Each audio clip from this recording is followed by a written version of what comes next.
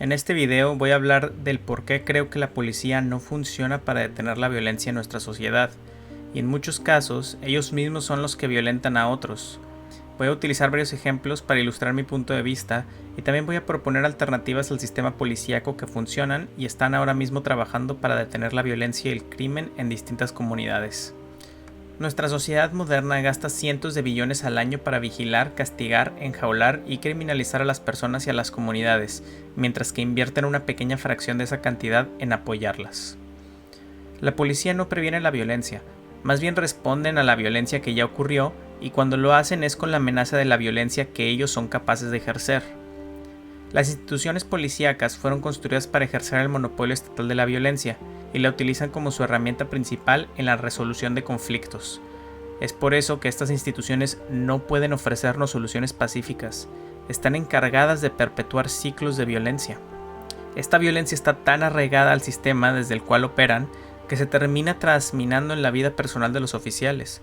Los oficiales de policía cometen violencia con y sin uniforme. Un estudio de Rafaqat Chima del 2016 encontró que los índices de violencia doméstica eran alarmantemente más elevados en familias de oficiales de policía, y muchas de las víctimas de estos delitos prefieren no reportar el abuso precisamente porque su pareja es oficial de policía, y temen que quien violenta se encuentre en una posición privilegiada para protegerse de las consecuencias legales de sus acciones. Otra parte fundamental de este sistema son las prisiones, que no son rehabilitativas, existen para castigar, contener y controlar. Amita Swadin, fundadora de Mirror Memoirs, un grupo comunitario de justicia restaurativa, dijo: "Creo que la gente que viola debe de ser responsable de sus actos. No creo que el castigo, el avergonzarles, el aislarles y deshumanizarles apoyen su transformación personal.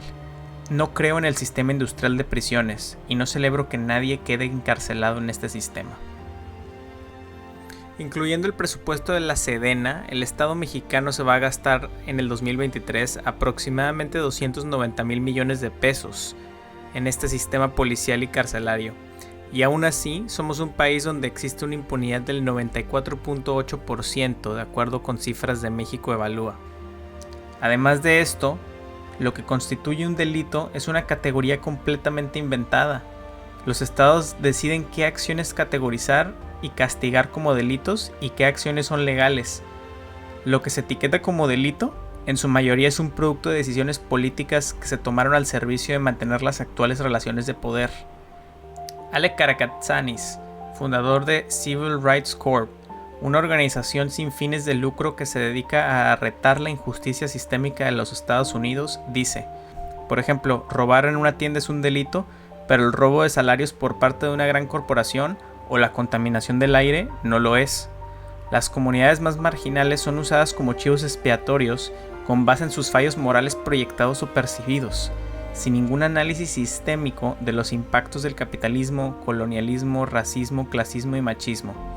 Estos problemas que menciono están tan arraigados en nuestra sociedad que se aceptan como lo normal, sin cuestionar su impacto en los individuos o en las comunidades que lo sufren, y cómo gracias a ello se perpetúan ciclos de violencia y trauma en esas poblaciones. El mito del individuo malvado es uno que se opone a la realidad de los factores estructurales que es el principal motor de los sistemas de violencia, y le da combustible a la narrativa de que hay individuos buenos y hay individuos malos, y que los malos no merecen derechos humanos. Ahora te debes estar preguntando, si la policía está tan de la verga, ¿por qué no arreglarla?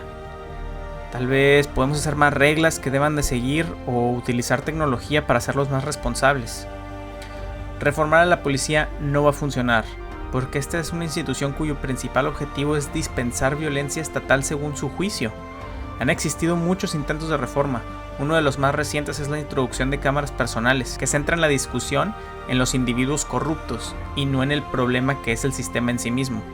Un reporte encontró que las cámaras de los oficiales se encontraban apagadas en un 60% de todos los incidentes de uso de fuerza en la ciudad de Nueva Orleans durante los primeros 5 meses del año 2014. En agosto de ese mismo año, y en la misma ciudad, la oficial Lisa Lewis apagó su cámara antes de dispararle en la cabeza a un hombre en un altercado. Un estudio de 2017 en Washington, D.C. examinó a más de 2,000 oficiales encontró que el uso de cámaras tenía muy poco efecto respecto al comportamiento de los oficiales. Luego en 2018, otro estudio del Departamento de Policía de Milwaukee, donde se observó a 504 oficiales, demostró que las cámaras no tenían efecto con respecto a la probabilidad de que el oficial hiciera uso de la fuerza durante sus deberes. Les dejo el enlace de ambos estudios en la descripción del video. Intentos por reformar a la policía solamente los legitima como la solución a la violencia, cuando en realidad la perpetúan. Estas reformas han protegido al sistema policial y carcelario al mismo tiempo que les asignan cada vez más dinero, bajo el pretexto de que solucionan el problema. Es por eso que otra manera en la que la policía contribuye a la violencia es al capturar los recursos que las comunidades necesitan para sobrevivir y prosperar, como por ejemplo escuelas públicas, hospitales, vivienda asequible, beneficios sociales. En lugar de esto, las comunidades obtienen violencia, perpetrada diariamente a manos de los agentes de la clase dominante. Ruth Wilson Gilmore, directora del Center for Place, Culture and Politics y profesora de la Universidad de la Ciudad de Nueva York, le llama a este círculo vicioso abandono organizado. Es una desinversión en las necesidades básicas del público mientras se promueve la criminalización como resultado del empobrecimiento. ¿Y qué podemos hacer para detener la violencia si nos quedamos sin policías? Bueno, las alternativas a la policía ya existen, están siendo desarrolladas en este momento. Un ejemplo de ello es la organización Safe Streets de la ciudad de Baltimore. Trabajan para prevenir la violencia por arma de fuego y para cambiar las normas comunitarias. Celebraron un año completo sin homicidios en un área que cubren, y en otra 500 días sin homicidios. En un solo año la organización intervino en más de 1000 casos dentro de la ciudad con potencial de ser peligrosos. Entre junio del 2020 y junio del 2021, resolvieron más de 400 conflictos en un solo vecindario. 70% de ellos involucraron a alguien que tenía un arma de fuego o que se le conoce por portar armas de fuego. Y en México, en el pueblo de Cherán, de 20,000 habitantes en Michoacán, la gente estaba harta de los asesinatos, las extorsiones y la colusión de las autoridades con el crimen organizado. La tala ilegal de árboles había devastado la mitad del área de 17,000 hectáreas de bosque. Así que en un movimiento liderado por mujeres, decidieron levantarse en armas para defender sus bosques.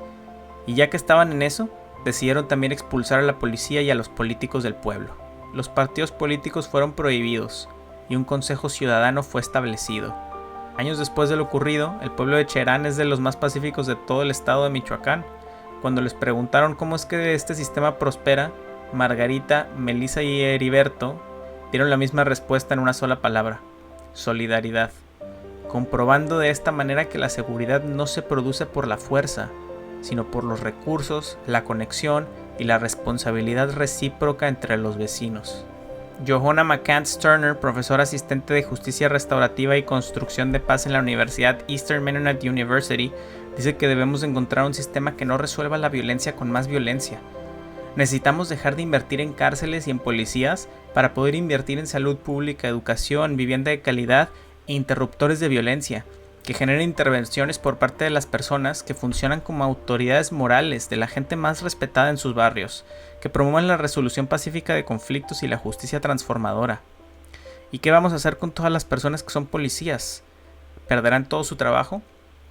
Esa respuesta la podemos encontrar en el concepto de la transición justa, una guía de transición elaborada para los trabajadores de las industrias contaminantes que buscan reestructurar las economías y proveer un salario digno y sostenible para todos. Un ejemplo de esto ocurrió en Escocia durante el año 2014. Los precios del petróleo caían y causaron desempleo en la industria de combustibles fósiles de Escocia. El gobierno escocés decidió invertir en energías renovables para crear trabajos sustentables a largo plazo y a su vez reducir sus emisiones. Invirtieron 12,000 millones de libras en el Fondo de Transición y Entrenamiento. Este fondo apoya a los trabajadores desempleados y les ofrece oportunidades para reentrenarse. En 2018, más de 3,000 personas solicitaron acceso a ese fondo y 85% de ellas encontró nuevos trabajos. Escocia también creó la Comisión para la Transición Justa, que se encarga de recolectar ideas relacionadas a cómo combatir el cambio climático sin dejar de lado a los trabajadores de las industrias contaminantes.